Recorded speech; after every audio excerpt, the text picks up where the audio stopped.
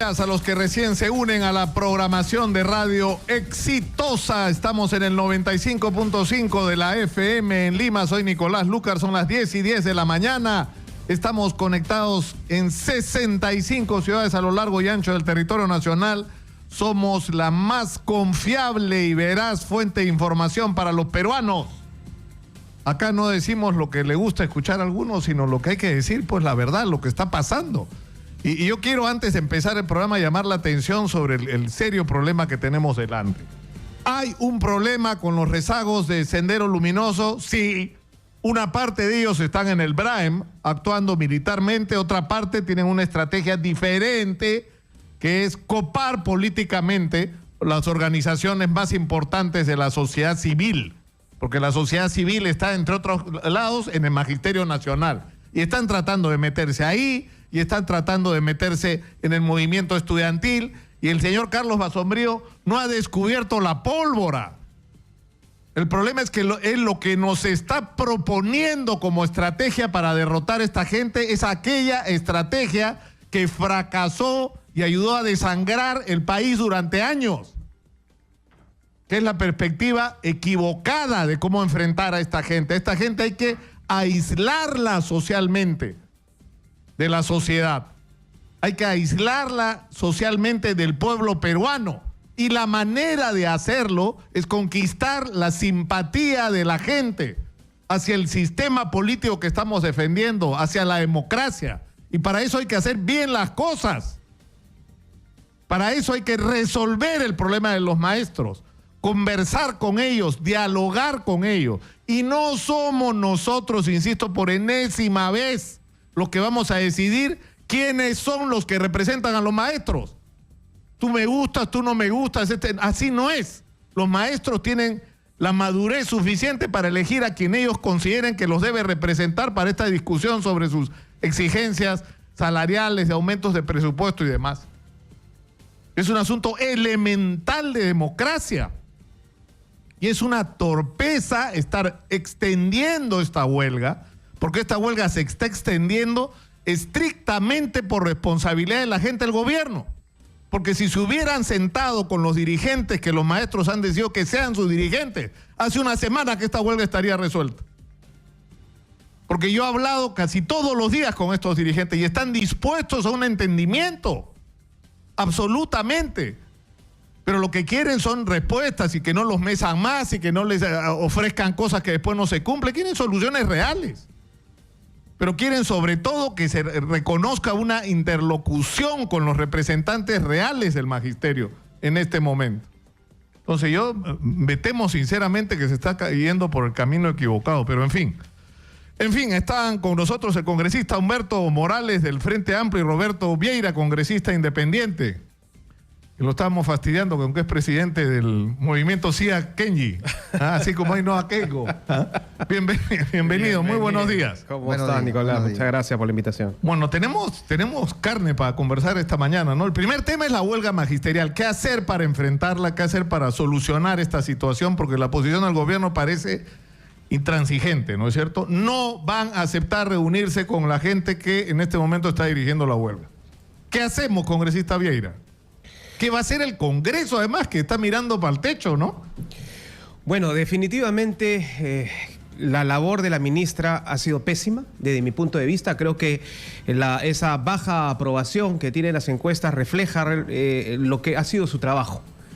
Yo creo que no es una interlocutora válida.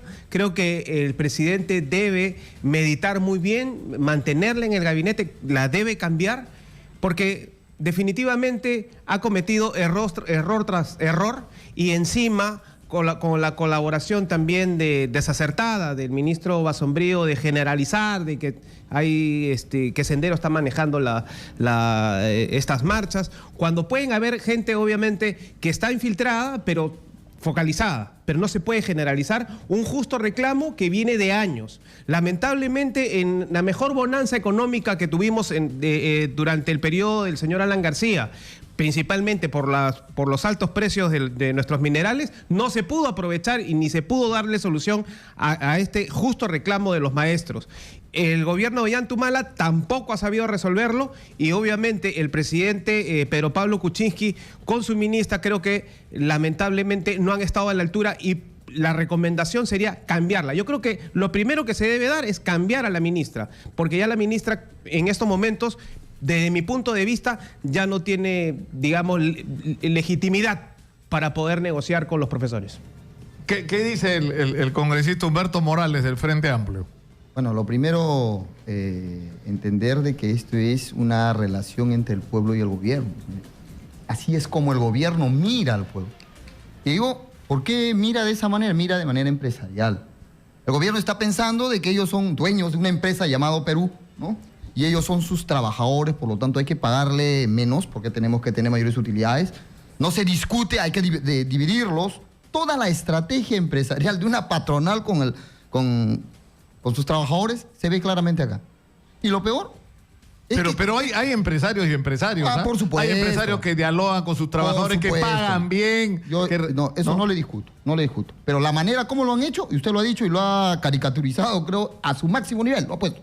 Ellos no conversan con los que están en una medida de fuerza. Conversan con los que no están en la medida de fuerza. El primero. Es un mal manejo de Alfonso político Ugarte ha sido de patético comunicación. en la mañana. Totalmente. Se restablece la huelga en un colegio donde no... Ahora, no estoy seguro, me parece, porque hubo colegios acá que participaron un par de días en un paro, dicho sea parcial, en algunos colegios. Pero... Ahora, la otra parte es cómo ellos comienzan a plantear soluciones. No. Vienen a plantear que dicen que son senderistas. Dice, ¿cuántos son? Hoy día lo han dicho, son 350.000 maestros en una medida de fuerza. ¿Cuántos han firmado un acta de adhesión para poder inscribirlo a la OMPE? Dice, son casi 5.000. ¿Cuánto representa eso en el total de maestros en una medida de fuerza? Ninguna. O sea, no es significativo una presencia. Que hay que combatirlos, claro, yo estoy de acuerdo. Y creo que no es disparándole a ellos para que nos contesten también disparando. No. Pero no se puede generalizar. Acá se tiene que salir a debatirles a ese pequeño margen de personas. Hay que salir a debatir políticamente. El otro día pero se ha abandonado a los maestros. Carlos Tapia el otro día combinaba a Crespo que dijera por qué decía la declaración del Movadef, que el Movadef se guiaba por el pensamiento Gonzalo, cuando el pensamiento Gonzalo es el pensamiento de Abimael Guzmán, ¿no? Y se armó acá una discusión que creo que fue muy importante con respecto a si se está renunciando de una manera definitiva a la violencia o no, que es una discusión trascendente. O sea, ¿cómo vamos a resolver los peruanos los problemas que todos sabemos pues que existen? O sea, ha habido un desprecio lamentablemente durante décadas al magisterio, ¿no es cierto? Y hemos permitido que se deteriore la situación del maestro como se ha deteriorado. Los maestros deberían ser la columna, la espina dorsal de la clase media. Y esa es la segunda parte de lo que nuestros maestros son pobres. Ojo, en Latinoamérica, porque si me permite, colega, para terminar la idea nomás que quiero terminar, es dos cosas. La primera, plasmado claramente lo que usted ha dicho, y ese es el desprecio al magisterio, el desprecio al sector de educación. Y la segunda, que es mucho más terrible, la generalización. O sea, no solo los desprecian, sino quieren aislar a 350.000 maestros que no conversen con ellos. Ese es el otro problema, hay una cosa que es cierta, hay que tener una estrategia para enfrentar a la gente esta del Movadef. Política. Claro, pero lo que creo es que la peor estrategia es esta que estamos teniendo, porque es como que le estás entregando, o sea, los del Movadef están felices desde el balcón, mirando cómo el ministro del Interior empuja hacia su lado. Primero lo sobredimensiona. Exactamente. Y segundo lo convierte en una alternativa, pero dice, no, diálogo no va a haber con ustedes no hay nada que discutir. Entonces tienen razón por lo del Movadef, que hay que usar otros métodos de lucha porque no es cierto, y continuarán y la huelga será más radical. Por eso digo que la ministra ya no está, digamos, ya no tiene legitimidad para ella afrontar y solucionar este problema. La ministra, el gran favor que le podría hacer al gobierno de Pedro Pablo Kuczynski es renunciar, porque ya no es una interlocutora válida. Ahora, el otro tema que está en discusión, nosotros lo tratamos, yo creo que con bastante responsabilidad el día sábado y con bastantes evidencias, es el tema de la reconstrucción. O sea, si estamos empezando la reconstrucción, ustedes vieron lo de las pepecasas, como les hemos llamado, que el propio PPK lo critica, o sea, unas casas que están hechas con este material casi todo de Eternit. Entiendo que hay otras empresas, no sé si son dos, pero en todo caso, es ese tipo de material el que se está usando, estas multiplacas, que son una mezcla de cemento con sílice y dice material vegetal, que todo indica que es acerrín, son residuos, es cartón, ¿no? Cualquier cosa simplemente. Entonces, el tema es por qué se tienen que hacer las cosas así. O sea, ¿por qué tienes que hacer una casa que es desechable, que no es práctica para la, ¿no es cierto? Que te está costando, por lo que decían los micro pequeños empresarios, 3 veces más de lo que, ¿no es cierto? Con esa misma plata se trae 3 de madera. Exacto. Haces 3 de madera que te duran más, que la puedes reusar para otra emergencia techo más. propio lo hacía por 19.000 y pico de soles. 19.500 soles. Techo propio, de piso propio, ¿no? O sea, increíble. Vale un sacrificio con una casa que te va a durar, pues, de material noble, te va a durar de por vida. En cambio, acá prácticamente casas descartables pero el con problema una empresa cuestionada. Ojo, porque Eternit viene de una empresa a la cual la central ETEX, ¿no? La matriz, dueño, ¿no? Está preso por haber utilizado material tóxico asbesto, cancerígeno. Por el Exacto. asbesto. Entonces, ¿quién está calificando de qué tipo de material se está haciendo estas casas mal hechas? Bueno, yo me fijé, dice la multiplaca, dice libre de asbesto. Dice, bueno, no sé si el techo, pero ahí dice. Pero si ya tiene alguien preso, hay que creerlo. Ahora, tiene preso y procesados también en Chile, en Colombia y en otros países. Pero yo insisto, la pregunta es la siguiente. Se habló de reconstrucción con cambios. Se dijo que esto iba a ser diferente porque no solamente se iba... O sea, que la estrategia era no solamente reconstruir, sino reconstruir, o sea, tomando en cuenta los factores de riesgo, ¿no es cierto? El factor es decir, no construir en las zonas que van a inundarse nuevamente, donde van a pasar los huaicos. Pero, Nicolás, y por otro lado, incorporar a los micro y pequeños empresarios. Y lo primero que tienes al frente es que te saltan diciendo, acá hay sobreprecio, acá se ha excluido al micro y pequeño empresario. Se dejaron de lado, pero acá tú hablas en un tema muy importante. ¿Dónde se han puesto esos módulos? Esos módulos mal hechos. Se han puesto en campo abierto, donde hay unos ventarrones que es diferente a Lima. Esos módulos no van a durar ni un año. O sea, para que te des cuenta de quiénes son los que están calificando y están permitiendo de que se invierta prácticamente por algo que va a ser inservible en el corto tiempo. Pero la pregunta es, una vez más, ¿qué puede hacer el Congreso en una circunstancia como esta? Porque ustedes están el ministro por el tema de si Keiko está o si quién más está, y si está Verónica Mendoza no está, o si Susana Villarán, o si Alan García. Acá nadie tiene corona y todos tienen que ser investigados, ¿no? Inclusive hasta la señora Keiko Fujimori. Pero en el tema del Congreso de la República, el miércoles está,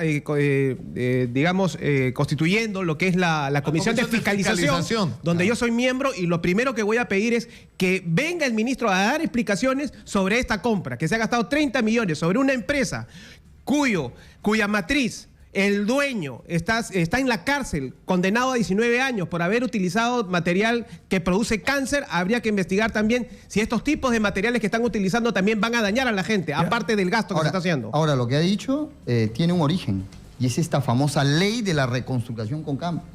Y en ella se ha aprobado un proyecto de ley, una ley, que ahora es una ley, se ha aprobado dándole facultades a alguien para hacer donde quiera, como quiera.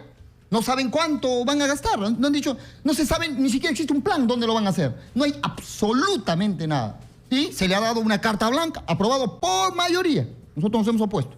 Por mayoría se entra una carta blanca para que hagan lo que quieran. Y entonces, pero hay una cosa momento, hay una cosa que es cierta, que el burocratismo en el Perú es una pesadilla, ¿no es cierto? La tramitología esta que hay, y que supuestamente está hecha para evitar los actos de corrupción, y en realidad se convierte en un sistema de múltiples aduanas donde en vez de haber menos hay más corrupción. Pero al contrario, acá estamos demostrando pero también hay que revisar la ley servil también, ¿no? La ley servil. ¿Por qué? Hay que revisarlo. ¿Por qué? Porque hay mucha gente cuestionada, muchos funcionarios que han salido por corrupción y que han vuelto a ser restituidos. Pero en este momento, o sea, a los mismos corruptos se reciclan. Lo que se está tomando y se acusa mucho y se está de moda la palabra ideología. En este momento la ideología del gobierno es, claro, plasmado ahí. En el caso de los maestros, en el caso de la reconstrucción está plasmado. ¿Qué es? El negocio. ¿Qué cosa ganamos más? Y la pregunta es, ¿cuál es el papel de la Contraloría en esto? O sea, yo no entiendo. Estás haciendo el primer gasto importante a ese nivel, ¿no? Porque hay otros gastos con respecto a obras. Pero la disposición uno empieza a preocuparse cuando se está hablando de cómo se va a manejar la canalización de los ríos, Porque, por ejemplo, los chinos estos, los ingenieros chinos que participaron en los proyectos en la propia China, con este monstruo de las tres gargantas y en Ecuador, ellos decían, el asunto no es tan simple, o sea, hay que hacer estudios técnicos, hay que ver los flujos, hay que hacer obras desde arriba para canalizar el agua, para almacenarla, ¿no es cierto?, para que la venida del agua no sea una desgracia. Es decir, la pregunta es, ¿se está haciendo eso? ¿Quién está manejando estas cosas? Que un Estado tiene que planificar. Si no planifica, tenemos este problema. Porque si nos está pasando con este tema de las... Ya se gastaron 30 millones en un lugar que es campo abierto, unos ventarrones, y esos módulos no van a durar ni un año. Supuestamente tienen vida 3 a 4. O sea, si se está empezando mal, imagínate lo que puede venir. Y acá las obras tienen que hacerse de aquí en el futuro, obras para mitigar el cambio climático, señores. Más responsabilidad en eso. Tú sabes que yo estuve, les cuento, congresistas, estuve el día viernes en Carapongo. Y que es increíble lo que ha pasado ahí, porque hace 20 años ahí hubo un huaico que les hizo mucho daño. Entonces, ¿qué hizo Fujimori en esa época? Lo mismo que PPK cuando vino, que es lo mismo que hacen todos los gobiernos cuando hay una crisis, voltean a mirar al ejército, ¿no es cierto? Entonces vino la gente del ejército, así como actuó ahora en Piura, en toda la zona norte, estuvo por todos lados el ejército. Lo que hicieron fue un enrocado que creó una especie de bloqueo, digamos, que cuando subía el río ya el río no rebasaba y entraba en esta zona. ¿Qué es lo que ha pasado? Que ha venido Odebrecht para hacer la ampliación de la Ramiro Prealé y se ha llevado el enrocado, pero no han tomado medidas de prevención, porque si el río sube y ahí había un enrocado, entonces cuando el río venga y no hay el enrocado va a entrar, entonces hay que hacer algo suplementario, alternativo para no hicieron nada. Y encima se mandaron mudar porque abandonaron la obra. Y tiene que estar dentro del estudio en el expediente. No estaba. Entonces, ¿qué es lo que ha pasado? Ha venido el río y se lo ha llevado todo. Y bueno, y la gente está, yo lo he visto, ¿no? La mayoría están todavía casi 5 meses después viviendo en carpas. Pero encima de eso tienen un problemón porque les han expropiado tierras para hacer la autopista. Y en muchos casos o no les han pagado o solo les han pagado una parte porque quien les vendió los terrenos los engañó en el testimonio de ellos. Es decir, le vendió terrenos que no eran de ellos. Hay gente que no son invasores, ¿sabes? Hay gente que ha pagado 50, 150, 180 mil soles por esos terrenos. Y ahora lo perdieron todo. O sea, viven como ellos mismos definían, como si ellos fueran invasores, cuando son gente que ha usado todos los ahorros de su vida en algunos casos para tener un terreno y un lugar donde trabajar y vivir. Entonces, la corrupción es terrible y es entendible. Por eso recalco, y aunque te parezca que vuelvo a tocar el tema, la ley Servir está mal, porque está reciclando a muchos funcionarios que han salido por corrupción. Yo tengo un punto final. Y están en todos los organismos del Estado. Un tema final que es de Venezuela. ¿Cómo se va a enfrentar el asunto? Porque ahí hay una diferencia muy seria. O sea, ya se retiró al embajador, ¿no es cierto?, de Perú, ya se expulsó al embajador de Venezuela, pero ¿qué es lo que viene? Lo que viene es peruanos en Venezuela abandonados. Nos hemos generado un conflicto internacional en el cual nosotros no teníamos mucho que ver. Peruanos que superan más de 12.000, según tengo la información, porque yo pedí información de la situación de los peruanos en Venezuela y no nos dieron absolutamente una información, y seguramente soy miembro de la Comisión de Fiscalización y tendré que entrar al tema. Pero lo que queda es lo siguiente: se ha expulsado, se ha convocado a 12 cancilleres a Lima, han hecho un acuerdo, ¿no es cierto? Y luego han sacado la famosa Carta de Lima, ¿no? Ese documento que sacaron, como decían. ¿Y qué acciones tuvieron? Inmediatamente el Perú unilateralmente expulsa a un embajador. Y obviamente hay una reacción política allá. ¿Qué dice Roberto Vieira? Yo sí discrepo con mi colega. Yo sí creo que tenemos que tener mano dura con Venezuela. Venezuela es un gobierno, es una dictadura, no es un gobierno, es una dictadura, y hay que sentenciarlo y hay que aplicarle toda digamos, internacionalmente, todas las vías para poder ayudar al pueblo venezolano, que en estos momentos se encuentra en una situación muy difícil. En todo caso, mira la frontera con Colombia, debemos apoyar es a los peruanos en Venezuela. Y ahorita, ¿qué circunstancias nos encontramos? Nosotros no tenemos un conflicto con ellos. Nosotros tenemos un conflicto acá. Tenemos un conflicto los maestros en huelga, que superan más de los 60 días. ¿Y el gobierno preocupado por allá? colocando en agenda nacional. ¿Quieren colocar una cortina de humo? Hermano, es un tema humanitario. Están matando a quemarropa. La gente está saliendo por las fronteras a Colombia. Miles de personas. ¿Usted sabe cuántos maestros los han muerto noticieros internacionales. Nadie dice que no los atiendan. Por supuesto que hay que atenderlos. Estoy pidiendo que renuncie la ministra. ¿Le parece poco a usted? Los maestros. ¿Pero le parece a usted poco que estoy pidiendo que renuncie la ministra? Lo que yo estoy diciendo, pero hay que condenar también al gobierno que son dictadura. ¿Pero qué dice Humberto Morales? O sea, dice que no es importante. No, yo no he dicho eso, no he dicho en ningún momento eso. Somos una sola patria, como decía Bolívar, ¿no? En todo caso, debería importarnos lo que pasa ahora, y no pasa en Venezuela. No, está muy bien, ¿no? Y nos debe importar más porque tenemos ahí más de 12.000 peruanos ahí. O sea, nos tiene que importar. Yo creo que hay mucho más, ¿sabes? Por supuesto que hay mucho más, pero lo que está registrado y lo que nos han informado someramente es esa, que están ahí, o sea, que están legalmente, trabajan, tienen sus bienes, tienen ahorros ahí. Entonces, imagínense usted en una situación tan crítica como esta y Donald Trump diciendo que va a intervenir militarmente, después de la barrazada que ha hecho el canciller, va a intervenir militarmente. O sea, pero están matando a la gente a quemarropa. ¿Te parece correcto ¿No nos preocupamos de los que el propio ejército venezolano esté matando a gente a quemarropa? ¿Te parece correcto? Lo estamos viendo en la televisión. ¿Usted qué televisión ve? Yo te digo, ¿cuál televisión ves tú? Ya, entonces estamos en discusión pues abierta de información. Pero lo que sí tenemos que decir acá es que hay un problema geopolítico. Hay un problema geopolítico y una guerra económica en ese país. Y si hacemos política de verdad, tenemos que entender de que sí hay una guerra económica en ese país y tiene sus discrepancias ellos. O sea que la crisis económica en Venezuela es producto, como dice el gobierno de Nicolás Maduro, del boicot del imperialismo y de los empresarios. A ver, Nicolás, una pregunta. ¿Qué pasaría si Fabril Pacífico decide no vender sus productos acá, en el Perú? O simplemente un mes no vender en el Perú. ¿Qué pasaría en nuestro país, en la circunstancia en que estamos? ¿Qué pasaría si Procter & Gamble decide no vender productos a este país? ¿Sabe usted qué pasaría en el país? Por supuesto que sabe. Y sabemos qué pasaría con nuestro país. ¿Eso es lo que está pasando? ¿Eso es lo que está ocurriendo? Que sí. Mire, o sea que no hay papel higiénico, no hay jabón, no hay nada por el boicot de las empresas. ¿Usted ha visto cómo está en su supermercado?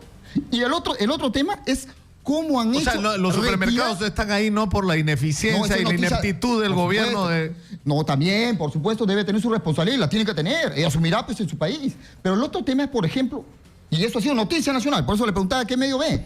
Mire, permítame, los 100 bolívares, el billete de 100 bolívares, miles y millones de billetes en Colombia. Y los tienen que adquirir desde Colombia para que regrese ese dinero. Dinero efectivo, el billete. ¿Qué pasa cuando se retira? Yo me imagino que retirar 100 soles del mercado de un sistema financiero, lo que ocurriría en nuestro país. Ahí hay un análisis crítico, económico, por supuesto que sí. Los economistas darían mucho más un análisis mucho más profundo. Pero lo que sí quiero que se entienda es que como país... Mi estimado colega, ahorita ¿usted lo ha visto a Chávez cuando entró expropiando? ¿Quién va a invertir si le están expropiando sus propiedades? Por favor, se están espantando la inversión. Yo le estoy dando datos económicos actuales. Recién Estados Unidos ha cortado la compra a Venezuela de petróleo por 35.000, 40.000 millones de dólares. Durante casi 10 años le ha estado comprando.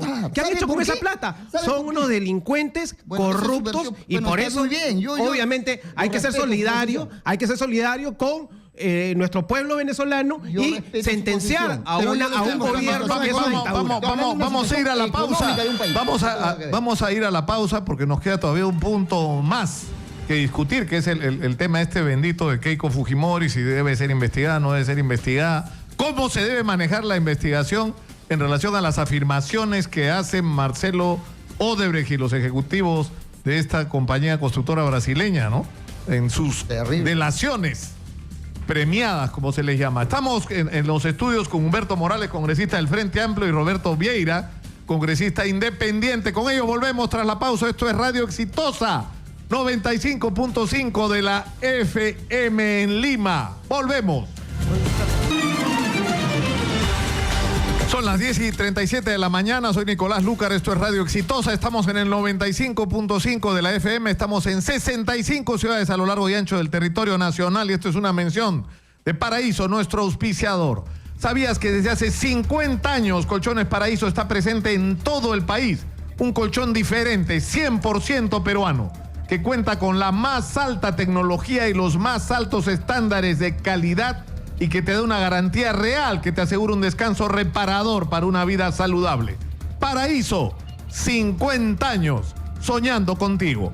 Están en nuestros estudios los congresistas Humberto Morales y Roberto Vieira, del Frente Amplio e Independiente respectivamente, y estamos en una acalorada discusión sobre la situación en Venezuela y cuál debería ser la postura del Estado peruano, del gobierno peruano, del Parlamento peruano. Y evidentemente no están de acuerdo. ¿Usted qué dice que debería hacer el gobierno de Perú frente a la situación en Venezuela, congresista Morales, desde su perspectiva?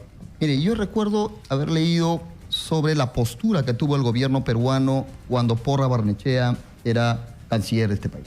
Y el discurso, en el momento del bloqueo, una situación terrible, y ahí era pues la Guerra Fría, estamos hablando de una cosa muy fuerte, y el discurso era observar primero la soberanía. El país tiene que ser soberano, puede tener sus contradicciones, pero tiene que ser soberano. El derecho a la libre no intervención de un país. ¿Qué cosa han hecho con esta reunión y la declaración de Lima? Para un terreno, para un discurso chabacano, vulgar, agresivo, violento, y hablando de invasión militar.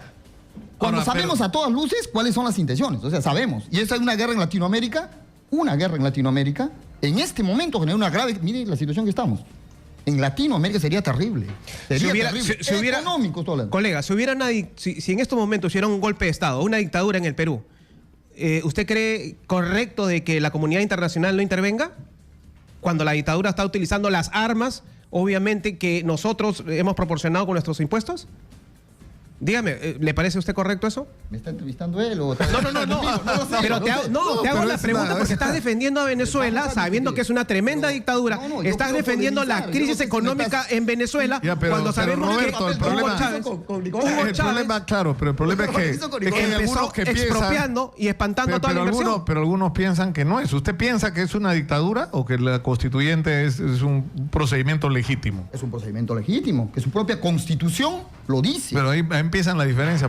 Ahí tenemos, pero es que nosotros no vamos a ver un país a partir de nuestra constitución y nuestra normatividad. Cada país tiene su normatividad.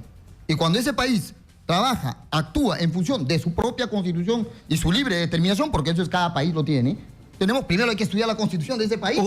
¿Usted ha visto que no respetan ni la mayoría era opositora y no la respetan? Entraron a atropellar al Palacio Legislativo del Congreso. Entonces, la mayoría de su estamos hablando... Tampoco, entonces usted sería un subversivo. ¿Cómo que mayoría de la bancada que estás hablando? Claro, usted fue retirado de su bancada. Fue retirado, pero por otros temas. Y tape la mayoría de su bancada. ¿Qué mayoría? No fue por mayoría. Bueno, pero no sé qué me estás hablando. No, pero lo que te estoy tratando de mostrar porque no te es entiendo. tu falsa imagen. ¿Por qué no te entiendo? Porque estás defendiendo la dictadura de Venezuela y le estás dando carácter democrático. Pero está muy bien, pases, pues. Estás hablando de que no hay inversión en Venezuela y te estás olvidando que Chávez expropiaba y espantaba todas las inversiones. Bueno, ¿me permites entonces debatir contigo? Ok. Mire, usted está hablando de una imagen falsa de lo que es democracia. Su actitud... ¿Qué es democracia para ti? ¿Hugo Chávez? No, pues, pero Roberto, él me entrevista a mí. Está así, está así yo acelerado, ha desayunado así pólvora el hombre. Está venido psicológicamente preparado para discutir con un izquierdista. Entonces ha venido así desesperado. No. Mire, lo primero, colega, es tenemos una visión democrática. ¿Qué cosa es la democracia? Pues ahí tenemos que tener esas discusiones, ¿no? Por ejemplo, un gobierno elegido por urnas, ¿es democrático? No, por supuesto que lo es. ¿Que después se puede volver dictador? Sí, ahí está Fujimori. Hizo un golpe de Estado.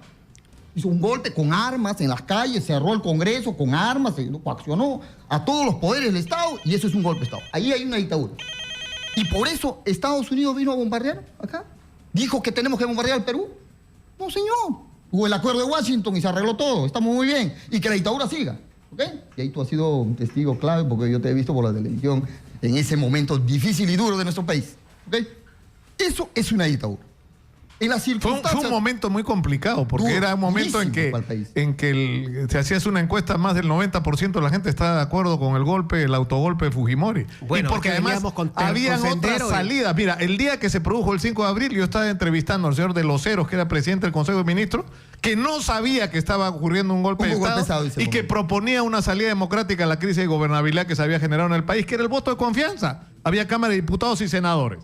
¿Ya? Si le estaban haciéndose, la versión de ellos, la vida imposible y no los dejaban gobernar, entonces pedían voto de confianza y a la tercera ¿no es cierto? Simplemente el presidente tenía la potestad de disolver la Cámara de Diputados y convocar elecciones que con seguridad los fujimoristas iban a ganar, ¿ah? Porque estaban arrasando en términos políticos en esa época, pero optaron no por ese camino que hubiera significado además fortalecer el partido fujimorista, ¿no? Pero ahí habían otros intereses, que era que unos pocos, o sea, Montesinos atrás, controlar el poder, ¿no es cierto? Y que hasta ahora les dio mucho fruto. Pero lo que hay que decir es, claro, si ese procedimiento por la cual ejecutó Fujimori ese escenario estuviera en la Constitución, ¿sería constitucional o no? Claro que sí. Si en la Constitución dijera que un presidente puede cerrar la Cámara de Diputados y senadores en función de estas características y se cumplía, hubiera habido un debate político pero eso hubiera sido constitucional y legal, que es lo que no ocurrió, lamentablemente. Claro. ¿No? Y entonces ahí viene el otro debate, que es la legalidad y la legitimidad. Y eso es política. Pero esa fue una discusión horrible en esa época, porque con el cuento de que era legítimo podías hacer casi cualquier cosa. Entonces ahí había un... Pero vamos a recibir llamadas de nuestro público. Estamos en el 467-4499 y en el 251-9422. Adelante. Muy buenos días. Escuchamos. ¿Quién nos llama? Aló, buen día. Adelante, por favor. Buen día. Sí, Antonio Ramírez, desde la localidad de Setipo. Adelante, Antonio, lo escuchamos. Muy bien, muchísimas gracias en primer lugar por dar apertura y para poder participar con respecto a la problemática nacional. De verdad que a mí me extraña muchísimo que haya congresistas, haya personas que estén gobernando, que estén legislando a espaldas de la realidad nacional. El Perú se está debatiendo en una gran crisis. Es harto conocido que ahorita tenemos huelga de maestros. ¿Hasta cuándo no se les va a solucionar ese problema? Se preocupan por Venezuela, discuten apasionadamente, defienden sus intereses. Pero ¿y quién por los maestros? Nadie. Y en época de elecciones, ¿cómo van a mendigar votos?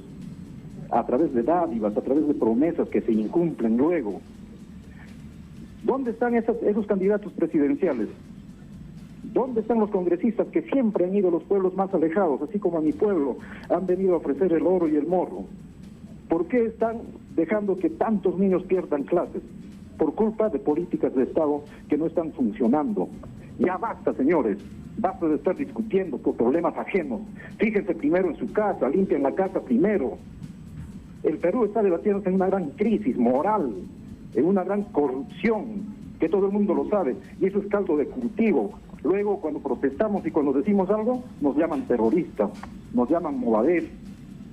Ya pues entonces, si ya tienen identificados a esas personas que pertenecen a Movadef o son terroristas, ¿qué espera el Ministerio del Interior para agarrarlos y encarcelarlos?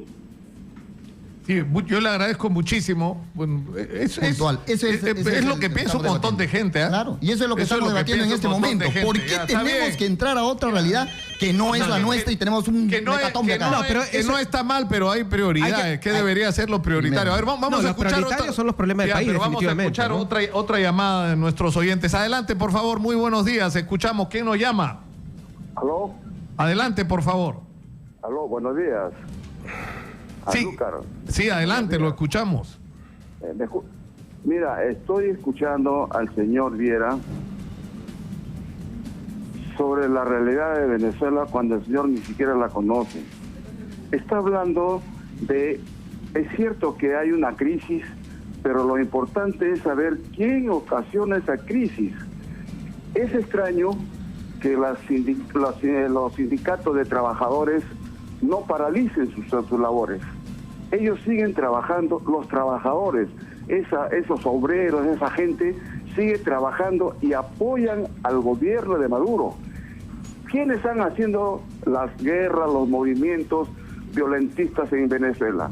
Es comparados como si fueran los jóvenes de Miraflores, los jóvenes de San Isidro. Ellos son los que están haciendo la violencia. ¿Por qué? Sencillamente porque han perdido sus privilegios. Ahora, no hay papel, es cierto, pero en manos de quién? El 100% de las empresas que producen papel está en manos de privados. El 70% de los medios de comunicación están en manos privadas. Las empresas que distribuyen, comercializan y producen los alimentos están en manos privadas. ¿Qué pasó? ¿Se fue? Perdimos la comunicación, pero bueno. Lo que pasa, piensa más o menos como el congresista Morales, ¿no? El tema es que la gente ignora que están saliendo miles de venezolanos, están saliendo por las fronteras desesperados porque no tienen ningún tipo de servicio básico. La gente no sabe de que el gobierno de Maduro ha estado recibiendo ingentes cantidades de dinero como consecuencia de la venta de petróleo y que realmente se ha gastado todo en corrupción. Y obviamente la situación que se está viviendo, ¿no? De inseguridad, de que matan a la gente a quemarropa. Estamos viendo a la propia gente del gobierno matando a quemarropa. Pero a los ciudadanos, hay que aclarar, por salir a reclamar, por salir a defender un derecho. Entonces, para terminar la reflexión, entonces hay que ser solidarios. Mañana le puede pasar al Perú y nos dolería muchísimo de que ningún país, digamos, hermano de la región, intervenga ante cualquier atropello que viole los derechos humanos de las personas. Me dicen que no tienen servicios básicos. Yo le digo, Víctor Fajardo, Huancapi, Cayara, el 80% no tienen servicios básicos. Y no solo Huancapi, acá estamos todas las zonas, las zonas de los conos de Lima. No tienen servicios básicos, congresista Vieira. Hermano, si nosotros pudiéramos vender petróleo como lo vende Venezuela, ¿sabes cuánto recibe Venezuela de petróleo? ¿En petróleo? ¿En millones? Pero o sea, terminemos esto. Sí, más de 50.000 millones de dólares, por favor. Congresista Vieira, estamos en un debate. Pero lo que dice, bueno, vamos a retomar esto en otro momento. Nos hemos extendido ya bastante por el día de hoy. Pero sí, lo que quiero redondear es que está comparando una billetera gruesa del petróleo venezolano con el Perú, que nosotros importamos petróleo. Situación que usted está hablando de las circunstancias de un país, la tenemos nosotros y lo que están diciendo los oyentes. La tenemos, y en este momento están los maestros en la calle pidiendo salarios dignos. Y estamos de acuerdo. Hay que pelear por los maestros, por eso hemos pedido la renuncia de la ministra, que se vaya la ministra. Me dice, no, el asunto no es que se vaya la ministra. Que se vaya, porque no es una buena interlocutora. El asunto no es eso, lo cambiamos de ministro. No, que el Ejecutivo tenga una política para el sector de educación. Ese es el asunto. Que empiece a decir, señores, ¿cómo hacemos que la educación sea de calidad? Eso es lo que no puede decir que el Ejecutivo no va a decir que la educación termina siendo el negocio de los privados. No, señor. Acá el Estado y el Ejecutivo tienen que asumir responsabilidad. De acuerdo. Eso se trata en eso estamos de acuerdo. Ahora, tenemos que terminar. El día miércoles, entiendo, ya se citó a la ministra Mariluz Martens, la ministra de Educación, a la Comisión de Educación para hablar por fin, ¿no? Y era hora que el Congreso nosotros intervenga. Hemos presentado ya hace mucho tiempo una moción para que sea citada. Que lo que pasa es que no han querido tocarlo. Bueno, y nosotros hemos insistido. Ya es hora que el Congreso... al pleno que hemos presentado para que venga al pleno, no a la comisión, sino que venga al pleno y responda al país. Y que el ministro de Vivienda también vaya a dar explicaciones por esos módulos que han comprado en el norte. Sí. Ya estamos en interpelación. Muy bien. Acá Los no congresistas Humberto Morales y Roberto Vieira han estado con nosotros. Nos vamos con Sofía Gallegos, que está recorriendo los colegios a ver cuál es la situación de la huelga. Vamos con ella. Gracias, información en vivo. Continuamos nosotros con nuestro recorrido para corroborar si se están llevando a cabo las clases en los diversos centros educativos. Sin embargo, tenemos malas noticias. Ya hemos recorrido cerca de 7 colegios, de las cuales muchos niños han tenido que ser regresados a sus casas. Y nos encontramos en estos momentos con varios docentes, porque el día de hoy ellos se van a reunir, varios representantes de todo Lima Norte. Y nos acompaña el señor Johnny Peña Navarro, representante del Comité de Lucha de Lima Norte. ¿Cómo está, docente? Muy buenos días y bienvenido a Radio Exitosa. Se viene concentrando en este momento casi todo Lima Norte en este momento. Sí, en estos momentos aquí en este lugar nos estamos concentrando los maestros del Cono Norte, Comas y Caraballo fundamentalmente. Como usted puede notar, la huelga se mantiene firme y contundente. Bien, ¿qué es lo que puede decir en relación a la última declaración que ha tenido la ministra de Educación, Mariluz Martens, a decir que a partir de hoy ya va a haber un recorte salarial y automáticamente los van a retirar de sus cargos? La ministra por todos momentos ha tratado de desconocer esta huelga, señalando que es ilegal, que es ilegítima, y que solamente un pequeño grupo se viene desarrollando esta huelga, y como usted puede notar, eso no es cierto. La gran mayoría, más del 90% de los colegios del Cono Norte estamos paralizados, y le vamos a señalar a la ministra que sus amenazas no nos afectan. Nosotros vamos a mantenernos en esta huelga. Más bien le exigimos a ella que cumpla con su promesa, su compromiso de dialogar con los maestros que están en huelga, porque así lo hizo el llamado el día viernes, y los compañeros dirigentes regionales fueron a la reunión y la ministra le cerró la puerta una vez más. ¿Usted considera que esta reunión el jueves en Palacio de Gobierno no sirvió de nada? Esta reunión del día jueves, evidentemente hubo algunos dirigentes regionales que firmaron un acta, pero solamente el Cusco es el que se mantiene, ha retrocedido en iniciar las clases. La gran mayoría de las otras regiones que firmaron se mantienen en la huelga. ¿Se tiene una idea de cuántos alumnos en todo Lima Norte en estos momentos están siendo perjudicados? Nosotros tenemos un promedio de alumnado en todo Lima Norte, es un promedio casi de 14.000 a 16.000 niños de inicial, primaria, secundaria y especial. Donde está acá toda la huelga hace 2 semanas. Hace 2 semanas nos mantenemos en huelga, unos progresivamente se han ido sumando. Bien, muchísimas gracias al representante del Comité de Lucha de Lima Norte. Esta es la situación entonces aquí, exactamente en diversos colegios. En los 7 recorridos de colegios que hemos llevado a cabo, no se está llevando las clases. Informó Sofía Gallegos, Exitosa Noticias. Muchas gracias a Sofía Gallegos. Bueno, esa es la situación. Todo indica que la huelga continúa en la mayor parte de lugares donde se había convocado, excepto en Cusco, donde, bueno, la huelga en realidad empezó en Cusco, ya llevaban más de 60 días. Está con nosotros la profesora Patricia Moreno Vázquez. Ella es dirigente del Comité de Lucha del SUTE Provincial de Huancayo. Bienvenida, profesora. Muy buenos días, Nicolás. Muchísimas gracias por la acogida que nos das. Reciba a tu público oyente el saludo de nuestro presidente del Comité Nacional de Lucha, José Pedro Castillo Terrones, y también de nuestro dirigente regional Brangil Mateo Blas, de la región Junín. ¿Cuál es la situación de la huelga en este momento? De las regiones que están en huelga, ¿cuántas continúan en huelga? ¿Cuántas han levantado? ¿Cuáles han levantado la medida de fuerza? Como tú bien lo has dicho, en un inicio, Cusco se abanderó esta huelga nacional. Cuando escuchamos en los medios que los alumnos están perdiendo 60 días de clase, 58 días, etcétera, se está enfocando a Cusco, porque en realidad nosotros hemos empezado la huelga el 12 de julio. Y si nosotros contamos, de acuerdo al calendario académico, nosotros no hemos perdido 60 días. Gran parte de nuestra huelga se ha dado justamente en las vacaciones de medio año, esperando que la ministra pues acceda a un diálogo, converse con nosotros. Recién, a partir de la semana pasada, podemos estar hablando de que se está perdiendo días de clase. La ministra dice preocuparse por la educación de los estudiantes, de que no pierdan el año. Pero ¿qué hace ella para evitar la pérdida de clases?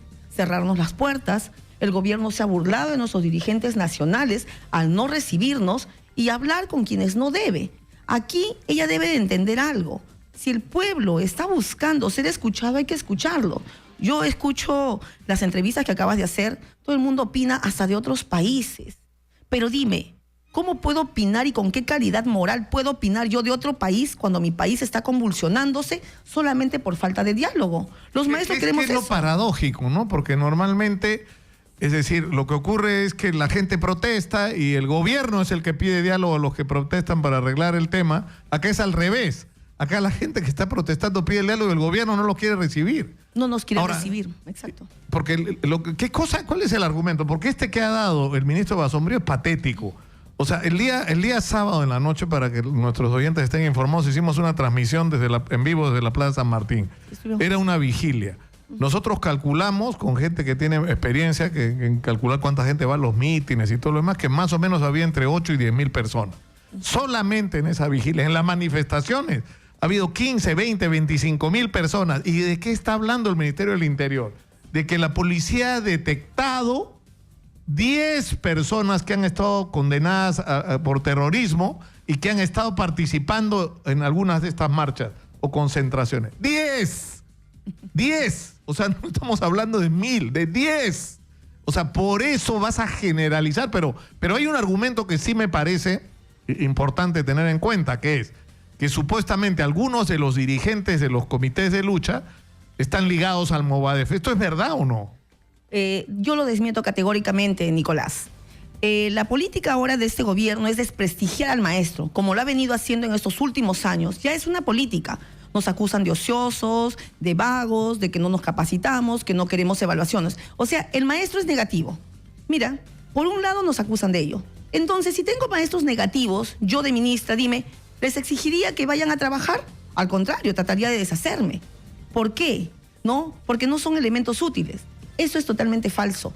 Una golondrina no hace el verano, tú bien lo sabes. Quien te habla, ¿no?, se siente ofendida con esta ministra que de verdad no mide sus palabras, ni tampoco ese ministro Basombrío. Yo le pregunto al ministro Basombrío, en su época, el servicio militar obligatorio para los varones se tenía que cumplir. Quiero que veas, ¿lo hizo o no lo hizo? Te apuesto que no lo hizo, porque era un niño riquillo de papá. Quien te habla pertenece a la 6ª promoción del servicio activo no acuartelado femenino de la Marina de Guerra del Perú. Yo estaba con el grado de grumete, yo pertenecía a la tropa. ¿Quién hacía el servicio militar? Los del pueblo. Y muchas de esas personas, ¿no? Somos maestros ahora. ¿Tú crees que aquellos que hemos enfrentado duramente el terrorismo, hemos visto morir amigos, hermanos, maestros, colegas, vamos a respaldar a los grupos terroristas? Nos ofende. Y la ministra, ¿no? Tenemos todas las grabaciones. Va a tener que enfrentar las denuncias personales. No solamente personales, sino también colectivas, porque ella nos va a demostrar que somos terroristas. Y yo le emplazo a esa señora, si quiera alguna vez se acercó por algún cuartel, su hijo, ¿no? O alguien, ¿no? Huir de su familia, ha hecho el servicio militar, ¿tendrá moral la señora Marilu Martens? A mí particularmente me ofende, como peruana, como patriota, porque en esos momentos, cuando el país se desangra, es ahí donde sale tu amor a tu patria y tú enfrentas aún a riesgo de tu vida, ¿no? A esos grupos sediciosos, como miles de peruanos lo hicieron. ¿Dónde estaban esas altas élites que ahora nos gobiernan, Nicolás? ¿Dónde estaba ella? De repente en el extranjero estudiando. Ahora, yo entiendo, profesora, su indignación. Ahora, ¿cuál es la solución? O sea, estamos en realidad en un... No sé cómo escribir la situación, porque es una situación absurda realmente. O sea, ustedes lo que están reclamando ni siquiera es que le resuelvan todo el pliego, es que lo reciban para sentarse a conversar. Un diálogo. Para empezar, nosotros queremos dialogar. Entendemos, son muchos puntos álgidos que se tienen que solucionar en el nivel de educación. Definitivamente, educación es un punto de quiebre, es un punto muy especial, es un sector olvidado, abandonado, maltratado. Perfecto. Pero tenemos que empezar por algo. Y eso es lo que queremos. Primero, que se reconozca, se reciba a nuestros dirigentes nacionales. A José Pedro Castillo Terrones lo acusan de CONARE, Movadef, ¿no? Por no recibirlo. Y a todos los dirigentes. O sea, si yo soy parte del pueblo, soy una minera, por decirte, ¿no? Del estrato más pobre, y quiero reclamar mis derechos, pues que me den leche, que me den, etcétera, etcétera, ¿no? ¿Tienen derecho para decirme a mí que soy delincuente, que soy ladrona? O sea, porque soy del pueblo, soy ladrón. Porque soy del pueblo, no, soy terrorista. Pero si yo perteneciera a los estratos más altos, sí, bien recibida, aunque de repente con terno y corbata, pues tuviera malas acciones, ¿no? Fuera de repente narcotraficantes, son bien recibidos. Estamos viendo cómo la corrupción está campeando en las más altas esferas. Vemos a una ministra, discúlpame el término, cara dura, porque a mí, particularmente como mujer, me indigna que me represente una persona como ella que no sabe resolver problemas, ¿no? Y encima todavía dice, yo no voy a renunciar. Claro, es que está esperando que la voten. Eso es mucho más vergonzoso para ella y su familia. Creo que si yo no tengo la capacidad para resolver un problema de mi sector, ¿no? Si no lo conozco, daría un paso al costado. Ella está poniendo en realidad en peligro la gobernabilidad del país, porque está convulsionando este sector. Tú has visto en la Plaza San Martín, los maestros hemos venido a luchar por algo justo. Nos indigna que nos estén diciendo que nos están financiando grupos terroristas, narcotraficantes. Perdón, el maestro tiene una palabra, ¿no? Bien grabada acá. Algo que la ministra no tiene, dignidad. Esos somos los maestros del pueblo, los maestros rurales. El día que la ministra deje su escritorio y se vaya, no a las capitales de provincias, sino se vaya a 4 o 5 horas nada más de la sierra y tenga que caminar como caminan los maestros, aprenderá a ser mujer y aprenderá, ¿no?, a valer de repente lo que nunca ha valido en su vida. Y te lo digo así, de frente. Yo admiro, respeto, abrazo a mis maestros, a mis colegas, y cada día nos hermanamos más, porque quien te habla es limeña. Estuve también en el Ministerio de Educación hace 20 años trabajando, y así como ella miraba, ¿no?, de arriba hacia abajo. Pero cuando a ti te toca ensuciarte los zapatos en el ande y conoces in situ la realidad, tú valoras el trabajo de esos maestros, porque los maestros en el campo hacen maravillas, de verdad, olvidan a sus familias, se olvidan de las familias personales que tienen por dedicarse a instruir, a educar, a ver a los niños, ¿no?, que de repente mejoren. Te digo, acá nos hablan muy bonito, hablan de las jornadas escolares completas, como si agregando más horas el estudiante aprendiese más. ¿Tú sabes cuál es la realidad de esos GECs? Te ponen jornadas de escolar completa en colegios del Ande. Pero para que esa criatura llegue a las 8 de la mañana, tiene que salir de su escuela, de su casa a la escuela a las 5 de la mañana. Una criatura de 6, 7 años de estar caminando 3 horas para llegar a la escuela más cercana, porque no hay carros, no hay movilidades. ¿Cómo llega esa criatura? Ojo, y no te imagines que están tomando su leche antes de salir, como acá en Lima. Esos niños toman agüitas de hierbas. Eso es lo único que les sostiene. Y en un tapercito, ni tapercito, porque llevan en trapitos su canchita, su quesito, y ese es su alimento para todo el día. Y la jornada es hasta las 3 de la tarde, hasta las 4. ¿Qué criatura rinde así? Y el profesor encima es malo, ¿ah? O sea, porque el niño no aprende, es malo. En realidad, ¿quién es malo? ¿No es el gobierno que descuida a su niñez? Dime. Ahora, es cierto que hay un problema también, y eso es innegable, de calificación de los maestros que estamos. Es decir, yo no sé cómo llegamos sinceramente a este punto. El general Daniel Mora, que ha trabajado el tema de educación los últimos años, nos contaba la semana pasada que durante el gobierno del general Velasco, que es una dictadura militar, que le hemos hecho todas las críticas que se la pueden hacer por la crisis que nos dejó al final, y que además fue uno de los que sembró lo que después fue Sendero Luminoso en el país por la crisis en que nos dejó en todos los sentidos. Pero en esa época un maestro ganaba $3,000 de hoy. $3,000, o sea, lo que vendría a ser casi 10,000 soles. Eso es de donde venimos, y de ahí simplemente ha sido para abajo. Es decir, lo que hemos vivido en las últimas décadas es un deterioro constante, permanente e indetenible de los niveles de vida de los maestros, ¿no? Que tuvo por ahí un hipo, ¿no? Durante el gobierno de Toledo, que hubo, ¿no? Pero o sea, ¿cómo hemos podido llegar a esa situación? Es lo que uno no entiende. Pero si tú analizas, ¿qué es lo que le conviene a un gobierno casi dictatorial como el que estamos viviendo ahora, en el que dice la ministra, ¿no? Ordeno que vuelvan a trabajar, van a ser despedidos. Ella cree que está con la empleada de casa. Que se acuerde de que está hablando con profesionales de la educación. Ojo, mucho más preparados que ella. Porque al menos, ¿no? Hasta un contratado, ¿no? Tiene más valor que ella, porque tiene un título para acceder a un contrato. Ella no tiene ni siquiera el título. O sea, no ha tenido la capacidad de sustentar una tesis. Por allí nomás ya, partimos. Ella, no nos puede ordenar a nosotros cosas como esas. Primero, porque ella está respondiendo a un sistema de confianza que le ha dado el presidente. ¿Qué es lo que le conviene al gobierno? Tener un pueblo culto, un pueblo que critique, que analice, que así como tú y yo podamos debatir, analizar, ver la situación económica, política y la realidad de nuestro país. ¿O le conviene tener un pueblo inculto, ignorante, ¿no? Que solamente recepcione lo que viene? Por eso es que no invierten en educación. ¿Qué cosas esperaba, no, al bicentenario? De que al menos, ¿no?, el PBI para educación sea de un 6%. Y eso es lo que estamos exigiendo. El acuerdo que se hizo el año 2002, el 22 de julio del 2002, donde se habla de la mejora de la calidad educativa. Todos los gobernantes y ministros se llenan con la mejora de la calidad educativa. Queremos lo mejor para los estudiantes. Pero en concreto, ¿hacen o no hacen? No cumplen. Bueno, yo le agradezco muchísimo a la profesora Patricia Moreno Vázquez. Ella es dirigente del Comité de Lucha del SUTE Provincial de Huancayo. Ustedes la han escuchado. Saquen ustedes sus propias conclusiones y confróntenlo con lo que están diciendo los voceros del gobierno. Lo que están pidiendo estos maestros es algo muy simple: que sus dirigentes, aquellas personas a las que ellos han elegido para que los representen, para defender sus intereses, sean recibidos por los señores del gobierno. No debería ser tan difícil, sinceramente. Muchas gracias, profesora, por estar con nosotros. A ti por la apertura, Nicolás, el agradecimiento eterno de los maestros, ¿no?, del sector de educación, que estamos viendo que al menos hay periodistas independientes, periodistas libres, que de verdad escuchan al pueblo, ¿no? Repudiamos a aquellos periodistas que direccionan la información y responden a intereses del gobierno. Definitivamente, cuando el gobierno no abre las puertas a su pueblo, vamos a estar en paz y en tranquilidad. No esperemos que se repita lo que hace 30 años pasó. No esperemos de que el pueblo se convulsione. Después que no digan que surgen grupos terroristas o sediciosos. ¿Por qué los pueblos se levantan cuando no son escuchados? Y nosotros no queremos. Nosotros los maestros estamos haciendo una huelga académica, ejemplar.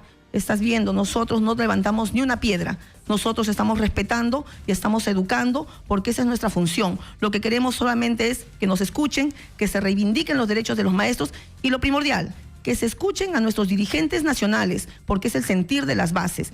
Cuando logremos eso, podemos, ¿no?, retornar a clases. Mientras tanto, la huelga continúa a nivel nacional, en todas las regiones. Nos hemos parado firmes. Ahorita en Junín hay un paro de 48 horas, un paro regional, y parece que se vienen más. No solo de los maestros, sino de toda la población. Es regional, bueno, es de toda la población en general. Muchísimas gracias. Muchas gracias una vez más a Patricia Moreno Vázquez, dirigente del Comité de Lucha del SUTE Provincial de Huancayo. Nosotros vamos a la pausa. Tras ella vamos a regresar con Wilber Medina, que es un abogado procesalista que fue el abogado de Alan García cuando Alan García enfrentó al Congreso, ¿se acuerdan ustedes? Y presentó una acción constitucional. Bueno, le ganó al Congreso y ahora acaba de presentar una acción constitucional en contra de la refinería, de lo que se está haciendo en la refinería de Talara.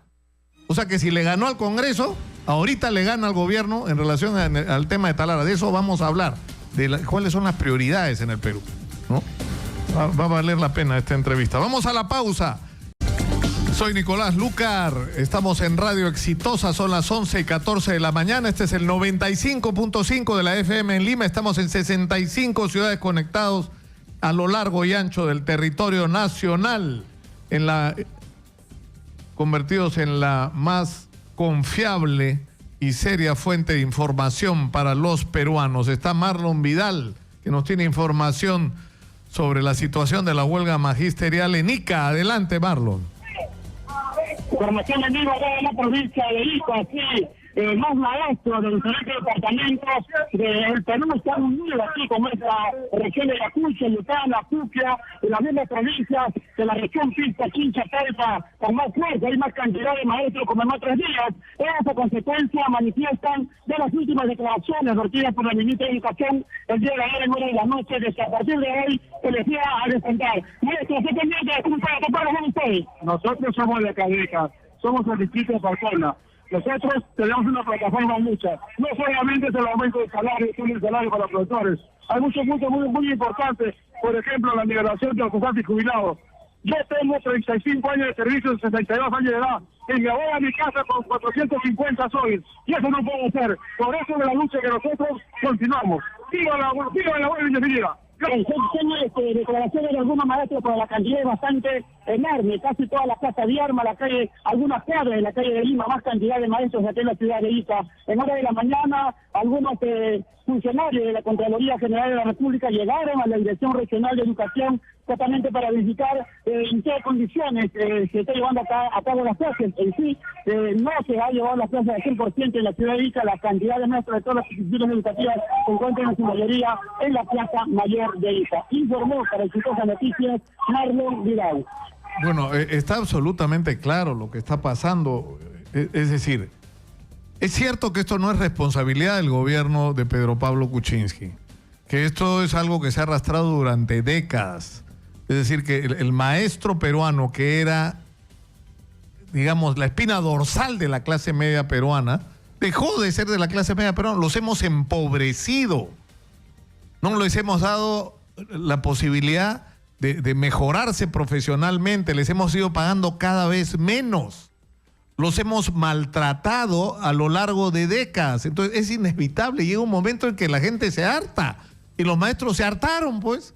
Se hartaron de que los maltraten, que los malpaguen, que no les den, que tengan que hacer de ambulantes, de taxistas, de bodegueros, de lo que sea para compensar el ingreso familiar.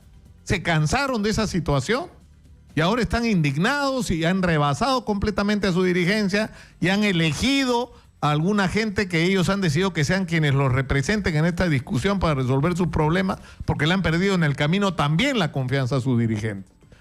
Entonces, el problema es que, como hemos visto a lo largo de estos días, el ministro del Interior, lo único que ve en todo esto es que hay infiltrados, ¿no?, condenados por terrorismo en las manifestaciones. Y esta es la pregunta que planteamos desde el comienzo del programa a través de las redes sociales. Y está Judy Rodríguez con lo que nos dijo la gente. Judy, cuéntanos. ¿Cómo estás, Nicolás? Pero también ha habido fotografías de ex reclusos condenados por terrorismo. Ojo, y es una labor periodística la que ha puesto en manifiesto eso, que pues este grupo de oportunistas han olido la debilidad del gobierno, me parece, ¿no? Vamos a ver qué opina Ángel sobre nuestra pregunta. Dice, no entiendo nada, dice la entrevistada que antecedió a la mesa de conducción. Dice que no entendía por qué la entrevistaban y con quiénes se dialogó en el gobierno, entonces si no fue con ella o con los dirigentes de los grupos, ¿no? Bueno, eso debió averiguarlo el gobierno en todo caso. Juan Acosta nos dice, ¿y qué esperan para ser capturados aquellos que han sido identificados pues como ex reclusos? Lenny nos dice, terror es no poder protestar, no pedir tus derechos. Alberto, él se va por el tema de Villarán y el tema de OAS, Por otro lado, Milagritos nos dice que aprecien a los profesores terrucos, dice que no vuelvan a las aulas. Hernando nos dice, esos son los verdaderos maestros de la corrupción y terror. ¿Qué se puede esperar de sus alumnos? Hoy es el mejor momento de expulsarlos. Y Riano Morlupo nos dice, debería ser apresado. Son algunos de los comentarios en el @exitosap, Nicolás. ¿Qué opinas? Claro, no, lo que yo te decía, Judy, es que evidentemente es obvio que la gente de Sendero Luminoso, que conforme nos ha explicado el otro día Carlos Tapia, tiene toda una estrategia, ¿no es cierto? O sea, los hemos derrotado militarmente, entonces se repliegan y tienen una estrategia de hacer acción política, de lograr reclutar sobre todo jóvenes y intervenir en sectores claves de la sociedad, aprovechando la crisis, el descontento y las dificultades. Entonces, ¿qué es lo que ha encontrado esta investigación? 10 condenados por terrorismo, que además acá está el doctor Wilber Medina, hay un problema, ya están condenados, ya cumplieron su sentencia, entonces teóricamente derecho a ir y pararse en una marcha tendrían formalmente, no tendrías por qué detenerlo. Lo que tendrían que haber hecho, en vez de andar difundiendo esto en los medios, la Policía de Investigación Científica, es hacer labor de inteligencia, seguirlos, ver quiénes son, si están realmente conspirando, quiénes son sus líderes. En vez de andar, haciendo pública esta información, además en movilizaciones multitudinarias. O sea, estás hablando, se detectó a 10 ex-senderistas. Y son 1 millón de docentes. No, en una manifestación de 30.000 personas. O sea, es ridículo. O sea, sí, claro. Ridículo que digamos que lo que se le ocurre al ministro Carlos Basombrío es que el que tanto ha criticado a Marta Chávez, parece Marta Chávez ahora, ¿no? ¿No? Decir, ¡ay, 10 tipos! No pues, así no es. Así no fue como se le venció al terrorismo en el Perú. Fue con el cerebro, con inteligencia. Muchas gracias, Judy. A ti, Nicolás. Muchas gracias. Y está con nosotros ahora el abogado. ¿Cómo te gusta que te presente, Wilber? Como procesalista, porque cuando digo presidente Alan García, abogado Alan García, perdón, del expresidente Alan García, me dice, yo no solamente soy abogado Alan García, o he sido. Ahora yo, a título personal, yo he sido en un momento abogado del presidente García, ya no estoy ejerciendo la defensa, lo está ejerciendo el doctor Genaro Vélez, y de modo que para el tema que me han invitado es por una iniciativa propia, ¿no? De modo que acá Esto es una iniciativa personal de Wilber Medina como ciudadano. Ciertamente, y como consumidor de combustible. No tiene nada que ver ni el presidente García, ni el partido aprista, ni ningún grupo que me pueda estar auspiciando, ni nada por el estilo. Pero ¿qué es lo que tú has hecho, Wilber? Has presentado un amparo constitucional, ¿no es cierto? Sí, claro. O sea, ¿eso qué es? Es una atribución de cualquier ciudadano. Tú lo has hecho como ciudadano. Lo que pasa es que la defensa, el tema de Talara, la refinería, está involucrado y perfectamente conectado con el derecho al consumidor, porque finalmente el que vamos a comprar el combustible somos los consumidores, y además está vinculado con el equilibrio presupuestal, a decir del Tribunal Constitucional, justicia presupuestaria. Entonces, viendo esos dos principios que se conoce en la Constitución como defensa de intereses difusos o derechos no difusos, cualquier ciudadano puede y tiene legitimidad que en defensa de estos derechos, que son de carácter general o de una determinada circunscripción o de algún determinado grupo de personas, puede, en este caso los consumidores, puede iniciar una acción en defensa de estos derechos. Y yo, ciertamente, luego, ¿cómo nace esto, Nicolás? Pero ¿cuáles serían los derechos constitucionales que se han vulnerado, que se estarían vulnerando? Los derechos del consumidor y el equilibrio presupuestal. Y el equilibrio presupuestal que está consagrado en la Constitución, y no es una aventura mía ni nada por el estilo. Creo que la demanda está bien fundamentada. Hay sentencias que ha trabajado el Tribunal Constitucional, no también a la ley del profesor, la ley universitaria, por ejemplo, también analizó este tema, este principio. El tribunal anterior, su composición, me refiero también cuando expidieron la sentencia del caso del Preda, también tocaron el tema. Y el tribunal mucho antes del 2000 al 2005, presidido por el doctor Víctor García Toma, también cuando el Poder Judicial consideró que el Ejecutivo le estaba reduciendo su presupuesto, planteó una acción de inconstitucionalidad. Y es ahí, en el fundamento 9, a partir del fundamento 9, el tribunal analiza lo que es las políticas públicas y si esas políticas públicas tiene o pueden ser valoradas por el juez constitucional. Y en los fundamentos 18 ciertamente está con claridad, ¿no? Y permítame solamente dar lectura para que las personas puedan entender. Dice, lo político y lo jurídico no son los mismos, pero en un Estado constitucional lo político, lo social o lo económico no pueden manejarse al margen de lo dispuesto en los diferentes preceptos constitucionales y de lo que se infiere de ellos. Uno de estos efectos, precisa el tribunal, es sin duda el reclamar que los jueces y juezas constitucionales no solamente controlen, sino que incluso pasen a hacer sugerencias y tener iniciativas frente a la configuración de políticas públicas para así asegurar la constitucionalidad de las mismas. Entonces, lo que yo estoy queriendo con esta acción de amparo es detener ese despropósito que es continuar con el proyecto de la refinería Talara. No lo está diciendo Wilber Medina. ¿Y cómo nace mi iniciativa? Ante las voces especializadas de economistas de la talla del señor Juan Mendoza, César Gutiérrez, que ha sido expresidente de Petroperú, Ricardo Lago, Manuel Romero Caro y otros más que me puedo olvidar.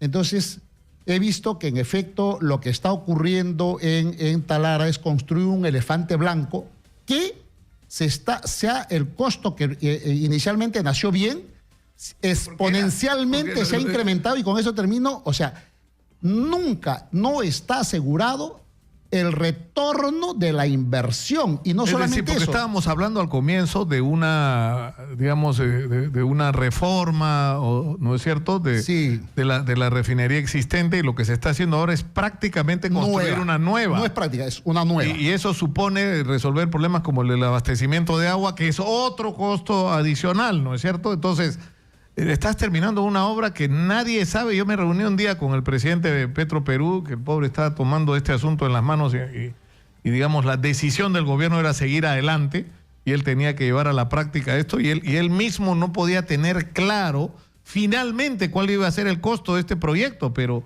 ¿en cuánto estamos? En más de 7.000 millones de dólares. Hoy mismo la proyección actual es a 5.400 millones de dólares. Y no es definitivo, o sea, va a incrementarse. Incluso el propio premier Zavala, el señor Turner, ministro en ese entonces de Economía, el señor Vizcarra, en ese audio que se escuchó del Contralor, ellos confesaron que este negocio no va, este tema no es viable, no es rentable hacer a estos costos, ciertamente. Y yo ¿dónde viene mi asombro? Mi asombro viene el año 2008, a efectos de cumplir unos estándares de la partícula, ¿no?, para bajar a 50 partículas por millón del azufre, se contrata a una compañía internacional de mucho prestigio, Arthur Delit, y esta compañía hace un estudio, cuánto va a costar el íntegro de la obra. ¿Y sabe qué dice Nicolás? Le presentó al gobierno de turno y le dijo, esto va a costar te voy a decir exactamente el monto, 1.334 millones de dólares, todo, para ponerlo a estándares internacionales del tema de la no contaminación, bajar a 50, etcétera, partículas por millón. Entonces, esos 1.334 millones, ¿qué cosa incluía? Incluía unidades de proceso, los servicios auxiliares, las inversiones complementarias, todo hasta que entre en funcionamiento. Sin embargo, entre el gobierno, o sea, nació bien, entre el gobierno de Humala, inmediatamente sube 337 millones más el 2012. Se aumenta con 337 millones. Luego se aumenta a 2.730. Y ahora tenemos a 5.400 millones de dólares. Por ahora. Por ahora. Que no está cerrado. Pero el problema es cómo esas son las cosas que no se entienden en el Perú. O sea, ¿cómo es posible que eso haya ocurrido? Siquiera, ¿no es cierto? ¿Y sabes cuál es el problema? Cuando este gobierno asumió, no tuvo la valentía de decir cómo encontraba las arcas del Estado y cómo encontraba todos los contratos. No hizo una auditoría. Ciertamente por eso tuvo problemas, incluso con la otorgamiento de facultades, primero darle el voto de confianza. Pero ahora recién están reconociendo también es tarde. Hasta ellos dicen, sí, pues, está muy mal, eso no va a generar rentabilidad. Pero ¿qué vamos a hacer? Ya hemos gastado 50%. ¿Qué es lo que dicen? Yo ya no le creo nada a Petroperú. Porque si Petroperú no ha sido ya, pero la capaz... alternativa, Wilber, es que vamos a perder esa plata. O sea, yo me puedo ser abogado del diablo. Vamos a perder esa plata. O sea, ¿qué se puede hacer? Bueno, primera cuestión acá así. Tienen que responder los funcionarios de Petroperú, cuyo un amigo el día de hoy he conversado, con quien a veces practico deporte y trabaja de funcionario, no voy a decir el nombre, y me ha llamado y me ha dicho, no, que un día te invito acá para que entiendas esto de los negocios. Yo creo que yo vengo desde el punto de vista legal, ciertamente ahí están y ya he comprometido a varios economistas de los que te he mencionado para que cuando el proceso esté iniciado se constituyan como amigos de la justicia, amigos de la Corte, para ilustrar respecto a la inviabilidad de este proyecto. Y Nicolás, fíjate, una cosa interesante, la propia Contraloría, el 29 de abril, la Contraloría General de la República, en un informe previo 044-2014, dijo el costo de inversión del proyecto Talara, se recomienda a Petroperú realizar el análisis correspondiente considerando en el monto de inversión todos los componentes requeridos para el desarrollo. Nadie ha hecho nada. Y peor, mírese ahí cómo. El 22 de noviembre del 2016 se contrata al consorcio Deloitte para que haga las veces de la oficina de gestión, para que supervise, y por lo cual se le va a pagar 39 millones de dólares. Además, creo yo, por la página web, salvo que esté equivocado, creo que a esta compañía, este consorcio Deloitte, está vinculado a la señora Tania Quispe, ex jefa de la SUNAT. De modo que 38, si los funcionarios, los técnicos de Petroperú no pueden hacer su supervisión, si la propia compañía Arthur decía que todo estaba completo. Ahora, hay una cosa que es real, ¿no? Es decir, el gobierno de PPK entra y se encuentra con Chinchero y ya sabemos qué es lo que hace. Trata de salvar Chinchero para salvarlo a favor de Conturhuasi, ¿no es cierto? No desde la perspectiva de cuál es el interés del Estado peruano. El gasoducto del sur prácticamente se cae solo, ¿no es cierto? Se derrumba, ¿no? Ni siquiera tuvo que ser una decisión del gobierno. Se cae porque no consiguieron los fondos. Por supuesto, pero de ahí tienes el tren, la línea 2 del metro, que está costando hasta ahora fácilmente 3 veces lo que costó la línea 1, que es más o menos del mismo tamaño. Y tienes la refinería de Talara, o sea, no es... Y encima lo que entiendo es que nos vamos a endeudar para poder financiar esta refinería por 2.000, o ya nos estamos endeudando por 2.000 millones de dólares. Ya se emitió bonos con garantía del soberano por 2.000 millones, ¿no? Ya hay dos cosas sobre el tema. Ricardo Lago, por ejemplo, que es un entendido en esto, según los artículos que he leído, refinar cuesta por barril $20.000 por barril, refinar diario.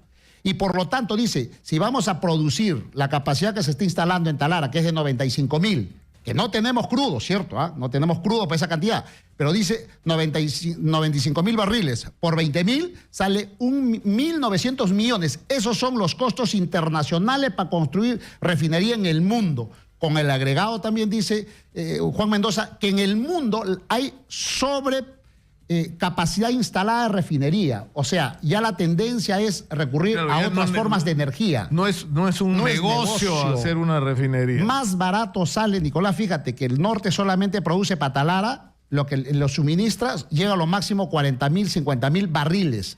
No tenemos más, tendríamos que comprar para que la nueva refinería cuando termine funcione a su 100%. Tendríamos que comprar crudo de afuera, refinarlo y luego recién ponerlo en boca de la refinería para luego más sumarle el costo de la cadena de comercialización. Tendría que costar el combustible, por lo menos en Lima, 40 soles aproximadamente el galón para que la refinería de Talara, Petroperú, retorne lo que ha invertido. Esto ya fue ingresado, ¿esto dónde va? ¿Un juzgado constitucional?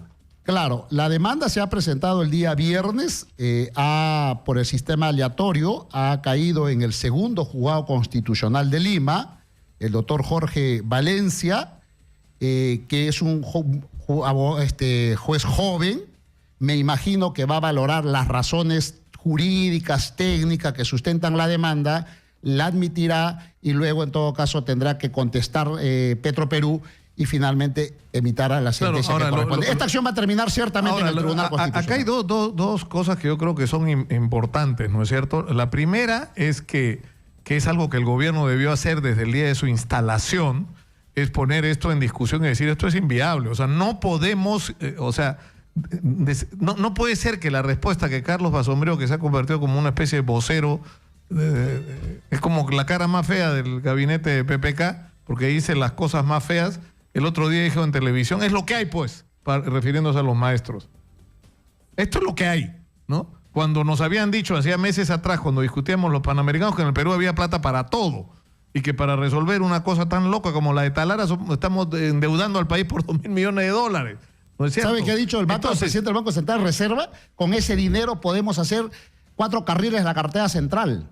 Ricardo Lagos ha comparado que con esa misma plata podemos hacer toda la Panamericana, toda la costa peruana, doble vía. Además de eso, hay 8 millones de peruanos sin agua. El costo promedio es $1.000 el costo para suministrarle agua. Solventaríamos sobrado a esos 8 millones, tendríamos las 2 vías, toda la costa norte. Pero eso, o sea, peruana. Pero esto ya, Wilber Medina lo está planteando como un tema digamos, jurídico, constitucional. Ciertamente. Pero esto es un tema que el Congreso de la República tendría que abordar, ya que el gobierno no se atreve a enfrentarlo, ¿no es cierto?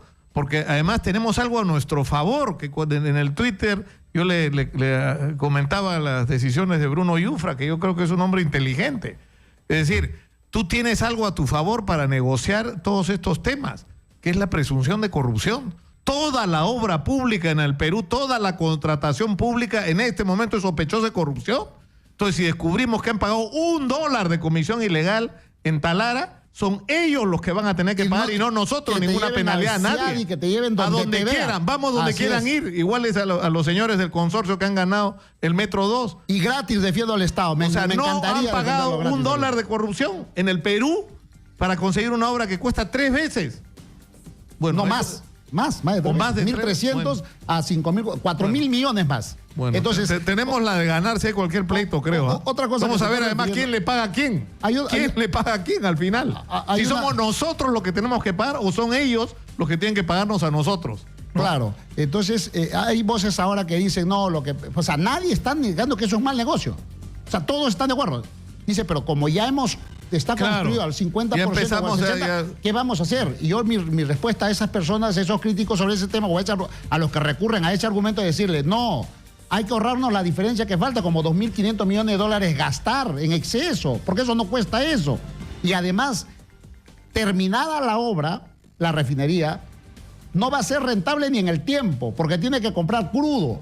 Y está demostrado, los economistas lo han demostrado, comprar la gasolina refinada de la refinería más lejana del Perú nos sale más barato que producirlo y refinado allá. Entonces, así se cuida el medio ambiente. No se cuida el medio ambiente despilfarrando el dinero. Y con eso se pueden hacer hospitales. Mira, cuánto reclamo social hay a quien hay que atender. El tema de la educación y la salud pública. Así es, este gobierno debió tomar decisiones y no tiene que hacerlo ahora. Porque si no, vamos a terminar en esto y finalmente espero que el juez, con la valentía que se conoce. Jorge Valencia se llama el juez. Jorge Valencia admita la demanda, le dé trámite. Vamos a estar atentos a lo que pase con este tema. Muchas gracias a Wilber Medina, abogado procesalista, por estar con nosotros esta mañana. Antes de la pausa, un mensaje de nuestro auspiciador Paraíso. ¿Sabías que Paraíso es la única marca de colchones en el país que tiene un laboratorio en el que cada insumo y luego el colchón terminado es sometido a 7 rigurosas pruebas y a exigentes controles de calidad para asegurar la garantía real de sus productos? Esto garantiza que en tu colchón Paraíso puedas tener el mejor descanso para una vida saludable, porque cada parte que se ha usado para hacer este colchón ha sido pasada minuciosamente por control de calidad. Si no, no entra en el colchón. Paraíso, 50 años soñando contigo. Regresamos. Antes de seguir adelante, tenemos un mensaje de nuestro auspiciador. ¿Sabías que Paraíso es la única fábrica de colchones en el Perú que realiza todo el proceso de producción? Desde la elaboración de los resortes, la producción de la reconocida espuma Zebra y el ensamblaje completo, lo que le permite tener la garantía de entregarte el colchón de la más alta calidad para asegurar tu descanso para una vida saludable. Paraíso, 50 años soñando contigo. Y están en nuestros estudios los señores Hugo Grados y su hijo, el ingeniero Luis Grados. Vamos a hablar de cosas positivas que también ocurren en el Perú, pero antes yo les agradezco por estar con nosotros, pero antes nos vamos con José Espinosa, que está en Cusco, a donde ha viajado la ministra Marilú Martens, ministra de Educación. Adelante, por favor. Gracias, Nicolás. Muy buenos días. Información en vivo desde Cusco. Pese a que las condiciones al 100% se han restablecido las actividades escolares en los colegios de la provincia del Cusco, esta mañana con cierto retraso llegó la ministra Marilú Martens al Colegio Nacional de Ciencias, donde un grupo de profesores la esperaron con carteles luego de que ella ingresara con total normalidad. La abucharon y prácticamente le gritaron: somos profesores, no somos terroristas, motivo por el cual la ministra salió casi rauda. Tenía la visita a otros centros educativos como Educanda, por ejemplo, donde ya decidió no trasladarse y se fue prácticamente al colegio Manco Cápac en la margen derecha de Cusco. La ministra no ha querido brindar mayores declaraciones, ha salido prácticamente después de visitar 2 o 3 aulas en el Colegio de Ciencias, desapareció y prácticamente hemos perdido el rastro acá en el Cusco, porque también hemos preguntado si estaba en el Colegio Manco Cápac, y tampoco se encuentra en esa institución. Así que veremos si más tarde se desarrolla o no la conferencia de prensa que iba a desarrollar la ministra junto al director regional de Educación y al gobernador regional en la sede del gobierno regional del Cusco. Desde Cusco, Exitosas Noticias, José Espinosa. Sí, muchas gracias, José, por la información. Gilbert Galindo tiene información desde Puerto Maldonado. Cuéntanos, Gilbert, por favor, ¿cuál es la situación? Gracias, Nicolás, y efectivamente en Puerto Maldonado la huelga continúa en todo, Madre de Dios, en todo caso los maestros la continúan y manifiestan que no cesarán en su lucha hasta que sean atendidos por el Ejecutivo y los verdaderos y auténticos representantes. En todo caso, las entidades educativas están cerradas y los maestros haciendo su recorrido por diferentes puntos de la ciudad de Puerto Maldonado. Hasta aquí con la información desde Puerto Maldonado, Madre de Dios. Gilbert Galindo, Radio Exitosa. Bueno, muchas gracias, Gilbert. Esa es la situación, la hemos estado recorriendo todo el día, chequeando todo el día lo que va ocurriendo en todo el país con la huelga magisterial. Lo vamos a seguir haciendo, por supuesto, a lo largo del día e insistir en un asunto tan elemental como este. Lo único que están pidiendo los maestros que se mantienen en huelga, e incluso los que ya levantaron la huelga o los que no entraron a ella, que la ministra de Educación y el gobierno reciban para un diálogo a los representantes que los maestros han elegido, a quienes ellos consideran sus dirigentes. No es tan complicado, no es tan difícil, no es gente impertinente e intransigente, es gente que está molesta y con razón, como lo estaría cualquiera en la situación que han vivido los maestros peruanos por décadas, pero es gente razonable y comprometida con su país, que tiene el derecho a ser escuchada y el gobierno la obligación de atenderlos. Están con nosotros, como ya dijimos, el ingeniero Luis Grados, está acompañado de su padre, el señor Hugo Grados. Me los he encontrado acá en la puerta del canal hace unos días, de la radio digo, y me sorprendió mucho, ¿no? Porque tú eres inventor, ¿no? ¿No? Sí, bueno, principalmente buenos días, Nicolás, y gracias por el recibimiento.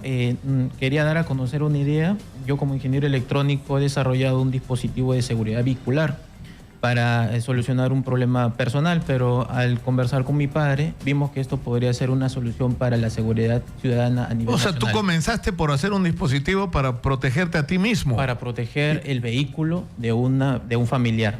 Entonces, vimos el potencial de este dispositivo para poder emplearlo a nivel nacional y buscamos esa oportunidad de darlo a conocer al Estado y poder encontrar un convenio y trabajar juntos. ¿Y en qué consiste este dispositivo? ¿Qué es lo que tú has desarrollado? Este dispositivo, si bien uno lo puede encontrar en el mercado nacional como empresas particulares que lucran con ello, este dispositivo lo que hace es controlar remotamente el vehículo. Yo lo puedo apagar o lo puedo encender. Es decir, no es solamente un sistema de GPS que te permite saber dónde está el vehículo. No. Sino que te permite operar el encendido y el apagado de ese vehículo de manera remota. Exacto. Si a ti te roban tu vehículo, aparte de poder ubicarlo, lo puedes apagar. Y si nosotros esto lo trabajamos juntos con el Estado, puede hacer el control de la seguridad ciudadana más automáticamente, de manera remota. Cosa que si a algún ciudadano le roban el auto, llama a la policía y la policía puede controlar el vehículo de manera remota, lo detiene y pueden circular el área donde ha ocurrido el siniestro, ¿no? Eso ya es con el GPS, ¿no es cierto? Con el GPS tienes la ubicación, pero lo que es espectacular es que tengas la posibilidad de apagarlo, ¿no? Apagarlo y encenderlo, ¿no? Es un plus también. Y es peruano. Y es peruano, yo lo he desarrollado y por ser peruano, desarrollado por un ingeniero de acá, tiene tendencia a seguir mejorando. Es por eso que nosotros pedimos una audiencia con el ministro del Interior, Basombrío, para poder explicarle Yo no sé si yo te puedo dar una recuperación. No le digas que va de parte mía. Acá tenemos un papel que nosotros, justo el 4 de julio, fuimos a pedir la audiencia y nos indicaron que teníamos que llenar un papelito. Y posteriormente, el día 7, esto pasó a mano supuestamente de un ingeniero de la Oficina General de Tecnología, Información y Comunicación, y que habló con mi hijo telefónicamente y le dijo que lo iba a llamar. Bueno, ha pasado tanto tiempo y... No, porque está buenísimo eso. ¿Y es un sistema costoso No, ese es el detalle. Desde un desarrollo práctico puede dar una gran solución, porque si tú bien sabes, y todos los peruanos, el problema de todos los siniestros, los robos, los secuestros, es a través de un medio vehicular. Entonces, si el Estado puede tener un control automático y vía remota de todos los vehículos, el cual nosotros podríamos poner como idea empadronar todos los vehículos a través de un chip, entonces el Estado tiene... O sea, tú le pones un chip y ese chip está conectado al sistema eléctrico del vehículo. Exacto. Entonces, ¿no es cierto? Tiene la Entonces ese chip está conectado vía GPS, vía internet, digamos. Exacto. ¿No es cierto? Ajá. Con cada uno de los vehículos. Con cada uno de los vehículos. Entonces, ¿lo puedes operar tú o tú le das los códigos de acceso a la policía y la policía lo ubica y lo detiene en el momento que... Y lo interviene.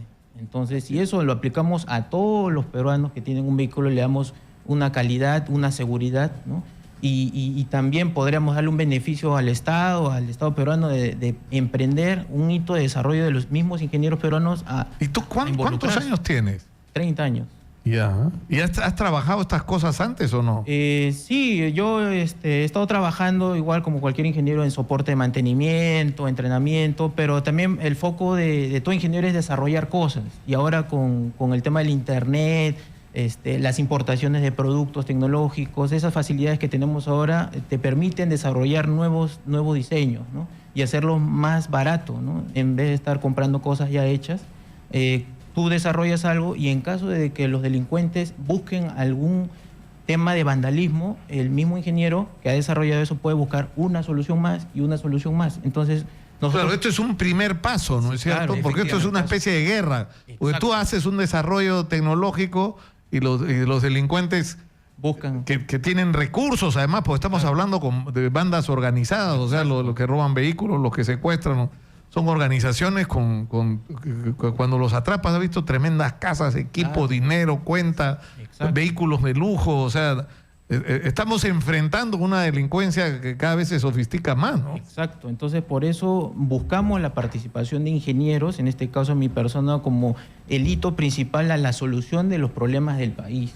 Entonces, ¿qué más no por la tecnología, ¿no? Y acá hay harta población de ingenieros que pueden aportar, ¿no?, al desarrollo de este producto que para mí y para mi familia nos ha hecho un gran bien. Un seguro vehicular que puede costarte al inicio 500, 600 dólares, un desarrollo propio peruano puede costar menos, es más práctico y podemos brindarle a toda la ciudadanía, ¿no?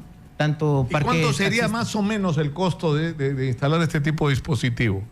El costo de este dispositivo aproximadamente no bordearía los 100 soles, 200 soles. 200 soles. ¿No? Pero el tema es que nosotros, digamos, si el Estado ve el potencial de este proyecto y lo involucramos a todo el parque motor, podría obtener un pago como un tributo para que la persona que tiene su vehículo se sienta más seguro, y ese tributo sería mínimo, porque el desarrollo de ese producto es peruano.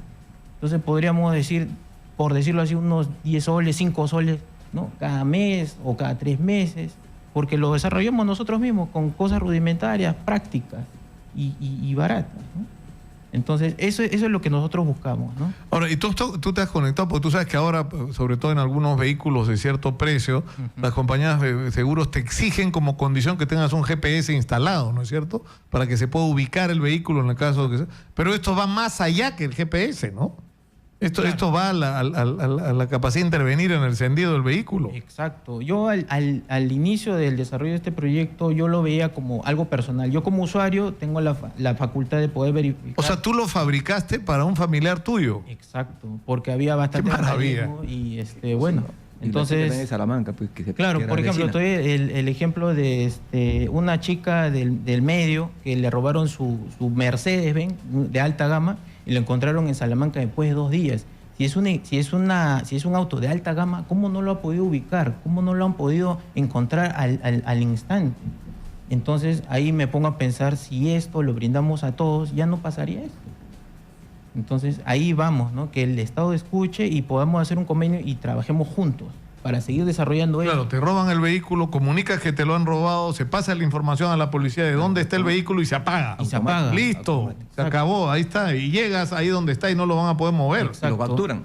Y el auto, aparte de ser reconocible a partir de su modelo, su color y su placa, sería como su DNI de cada auto, el número de chip. Entonces, si a ti te roban, oye, ¿sabes qué? Me han robado mi auto que tiene código tal. Ah, ya, lo buscan, lo apagan y por GPS ubican dónde está y detienen al sujeto o recuperan tu bien. Y se acabó. Así de práctico. Ahora, esto es una muestra importante no solo de tu iniciativa, sino porque de alguna manera yo he estado en contacto últimamente con jóvenes que están involucrados en nuevas tecnologías y es fantástico lo que está pasando, ¿no? En términos de la cantidad de jóvenes que tienen ideas, propuestas para hacer y lo que necesitan es que los estimulen, que los promocionan, que los escuchen, ¿no? Exacto, eso es lo que buscamos, ser escuchados y que nos den la oportunidad de poder seguir desarrollándonos. Y aparte esto abriría más el campo reduciría el tema del desempleo, porque ahora con el tema de la economía, los ingenieros se desarrollarían más en el tema de desarrollo, ¿no? Desarrollo de nuevos productos, importaríamos productos peruanos hechos acá, tantas cosas que se pueden hacer desde algo muy simple, una solución de un problema tan crítico que es la inseguridad. Ahora, ¿y hay otras? ¿Tú estás trabajando otros proyectos o este es el único que...? Por el momento estamos enfocándonos a perfeccionar este tema. Si bien nos enfocamos a desarrollar productos de seguridad tanto para las viviendas, para los departamentos, para los negocios, vemos que a veces las cámaras, si bien registran el delito se da. Y lo único que te queda como dañado es el video, cómo te han robado. Nosotros estamos empezando a investigar cómo hacer de que no solamente se quede en que lo grabe cómo te roban, sino evitar de que te roben, hacer de que la casa o el departamento sea de manera autosuficiente de poder defenderse. La tecnología te da tantas puertas y la imaginación es el límite, nada más. Entonces queremos que esto ceda, que sea sólido y que salga adelante para poder seguir desarrollando, ¿no? Claro, pues esto además hay que incorporarlo. Por ejemplo, el otro día se hablaba mucho del tema del huachitaxi, creo que le llamó el Ministerio del Interior, que era un sistema bien engorroso, la verdad, ¿no? Donde tú tenías que registrarte, antes de subir al vehículo, tomar fotos, es decir, y no tomar en cuenta que ya las aplicaciones de taxi, como ha hecho en el caso de Subix, tienen esa información cargada. Es decir, cuando tú pides un taxi por aplicación y te has inscrito previamente, como se hace normalmente para tener acceso a este servicio, o sea, aparece quién eres, aparece tu teléfono, aparece cosa que debería cambiarse, dicho sea de paso. Claro. O sea, tu teléfono debería estar encriptado por el propio chofer. Ha habido muchos casos no muchos, pero ha habido en algunas de estas aplicaciones temas de acoso, ¿no? Claro. Que los choferes tienen acceso a los nombres, sobre todo de las chicas, y después las están llamando, ¿no? Y hostigando, pero lo cierto es que tienes un montón de información, la del GPS, es decir, dónde está el vehículo, quién es el chofer que lo está conduciendo, cuáles son las características del vehículo. Entonces, la idea es muy simple, hacer un botón de alerta y que este botón de alerta sea recibido no solo por la central de la aplicación, sino por la central 105. Entonces te aparece en la pantalla, ping, un llamado de alerta de un vehículo que tú sabes dónde está, sabes quién es el pasajero que está dentro, sabes quién es el conductor, conoces las características del vehículo ya. O sea, lo único que te falta es buscar a algún policía, alguna moto, algún, ¿no es cierto?, efectivo de serenazgo, de quien sea que esté cerca para que intervenga y auxilie a esta persona que lo requiere al menor tiempo posible. O sea, esas cosas tan elementales de tecnología que además no tienen costos excepcionales, ¿no? Son costos razonables, ¿no? Exacto, hasta podría decir que son costos bajos, ¿no? Entonces nosotros, si bien hemos escuchado de ese sistema Huachitaxi, es algo positivo de que haya podido ser escuchado. Nosotros también buscamos esa oportunidad. Queremos automatizar el tema de seguridad ciudadana, seguridad vehicular en este caso, que es el mayor vehículo de todos los siniestros que hay. Entonces, este sistema es práctico. Te apaga o te habilita el auto de manera remota y en tiempo real puedes verificar en qué lugar se encuentra tu vehículo. No, qué maravilla, me encanta. Por eso es que hay que invertir en educación, señores, ¿o no? Por eso es que hay que invertir en educación. Tenemos que...